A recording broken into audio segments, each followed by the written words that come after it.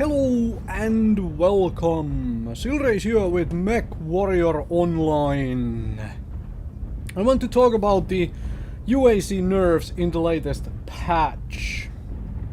Background footage is some Kodiak 3 gameplay using Ultra Autocannon build. So, well, of course this build is affected by the changes, but it's there for your distraction while I talk about this stuff. Ultra autocannons now have higher chance to jam across the board and higher jam duration once they actually jam. Basically, they are being brought closer to the autocannons in how do you use them, kind of. Because you either try to use them for a massive burst until they jam, and then you hide until they are unjammed, and then you do that again. Or you try to fire them, you know, one bullet at a time on cooldown to work them as you would work normal autocannons.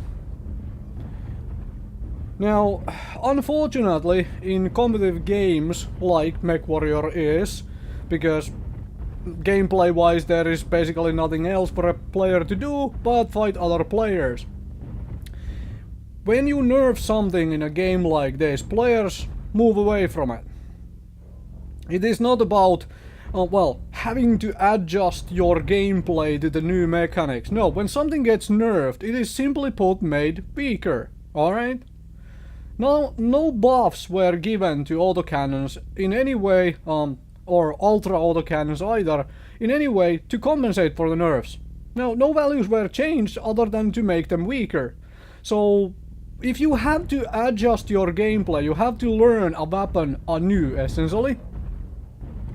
Why would you stick with that weapon instead of just moving to a weapon system which has always been strong? Right? If you have to relearn a weapon anyway, you might just as well learn one which has not been nerfed. This has always been the case when it comes to competitive games. You can see this across the board, across the ages, across many competition games. Like, well, Mechwarrior is just one of them. It always goes like this. So when you nerf something, I always firmly believe that it needs to be in such a fashion that numbers get rotated around and, not only made purely weaker, but there needs to be some sort of compensation buff as well to go with it. As an example, I firmly believe that even before these UAC nerfs, the twin gauge rifle, twin PPC Kodiak 3 was stronger than the UAC build on Kodiak 3. Simply because it is more precise, it's more consistent, and gauge rifle have always been really strong. They are, and they still will be. And this is even after it had the whole charge mechanic, which, this is another discussion entirely, but I think the charge mechanic actually made gauge rifle better, personally. But, like I mentioned, this is another discussion I can have at another point if somebody's really interested in that one. So, when changes like this here, UACs get nerfed, why would people keep the build? UAC 10, UAC 5 build on, for example, Kodiak 3, which I have here on the background. Instead of just taking the UACs out, fitting 2 gauge rifles and 2 PPCs.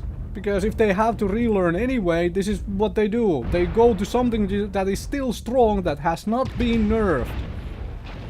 Unfortunately, you should never nerf things in this fashion. You should always adjust values or do something else. Now, if I had the need to nerf the pre-nerf UACs, I would have done it differently. Increased jam chance is not how I would do it. Increased jam duration, possibly. Just as when you finally jam them things, it would take a longer time to unjam. But what I would have personally done is made the second shot on UACs have a massive heat spike. For example, instead of getting the 1 heat, it would be like 5 heat. So you couldn't just spam the dang things.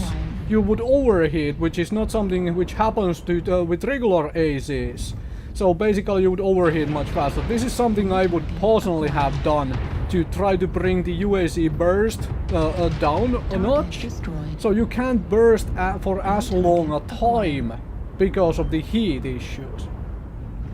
Essentially causing the same situation where you know, jam, essentially have to pull back to unjam currently with these changes, whereas you would have to pull back to, you know, not hit overheat.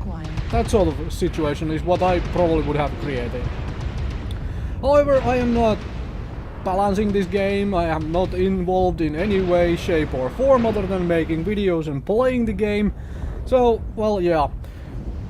Now, unfortunately, there is obviously going to be a whole lot of players, well, I guess not unfortunately. There is going to be a whole lot of players who simply don't care, they're just going to play their UACs as before. Then they obviously notice the higher chance to jam on their weapons. Not everybody even reads patch notes, they just play the game for their own fun, and that is all good and jazz. On the higher end of things, I predict that we are going to see much more ghost rifles and PPCs. They were already very prevalent, and before nerfs the UACs were up there with them. Laser vomit has already been ages way past. Well, it still sees use, but it has been kind of left in the dust a long time ago. But unfortunately now we're going to be seeing more and more ghost PPCs, which is slightly annoying to me because I love seeing a variety of weaponry. I do. And when the game gets so stale that you see basically same weapon systems fitted on different chassis, different mechs, all using same weapon systems because those happen to be the strongest weapon systems around.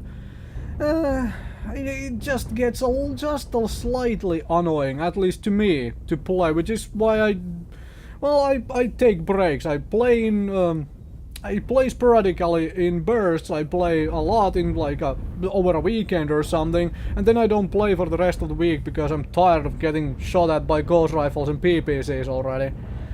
Anyways, I think that is all I want to say about these changes. I would have done the nerfs differently. I don't see the benefit of these nerfs really, because all it does is it moves players away from the UACs to the already strong ghost rifle PPC combinations, or maybe some will go back to laser vomits and whatnot.